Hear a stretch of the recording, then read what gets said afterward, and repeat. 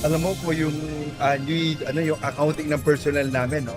Meron na po talagang nag-account sa amin. Everyday po 'yan, and sabi po nila may nangyari po dalawa nagmo-moonlighting, and we are not so happy with that. Kaya ito makikita niyo po talaga head will roll. Desidido ang Philippine National Police na hubaran ng maskara ang mga opisyal na nag-aproba para magsilbing security detail ng Chinese na POGO official ang dalawang Special Action Force personnel.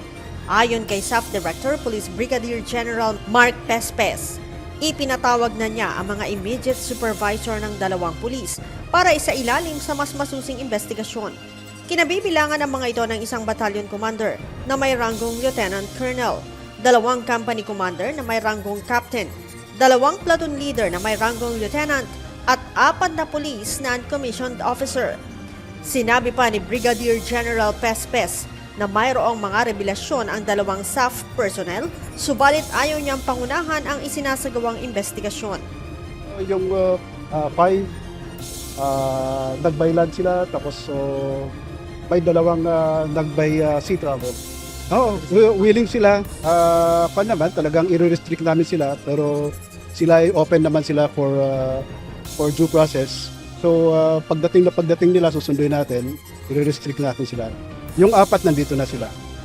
Sa kabila ng kontrobersya, sinabi naman ni PNP Chief Police General Romel Francisco Marbil na mataas pa rin ang moral ng ibang tauhan at opisyal ng SAF. There is no perfect organization. Iba nagte-take life, but diretso lang kayo. Ang masasabi ko lang, we will be fair to everybody. Yun lang po. Kung sino po nagkasala, yun lang po talaga papakisahan na. Sa po natin, sabi ko, just do your duty. Just do your job. Huwag po kayong malulomral.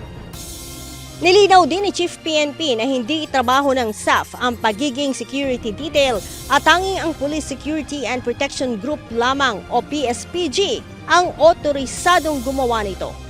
Inatasan na rin ng pamunuan ng PNP ang Internal Affairs Service na magsagawa ng regular accounting sa lahat ng unit ng PNP upang maiwasan ang mga nagmo-moonlighting. I already ordered yung IAS. Ang IAS po ang nag-account po dun sa atin. Sabi ko, you have to account our personnel kasi kung hindi mo may account yan at may mga ganito naman nangyari, talagang hindi maganda. Ang dalawang SAF personnel ay isinailalim na sa preliminary investigation sa Muntinlupa Prosecutor's Office sa reklamong alarmant scandal. Nabisto ang racket ng mga ito na mag-away sa loob ng isang eksklusibong subdivision sa Muntinlupa City kung saan nakatira ang binabantayang Chinese. Leia Ilagan, UNTV, News and Rescue. Diyos ang aming sandigan, serbisyo publiko ang aming pinahahalagahan.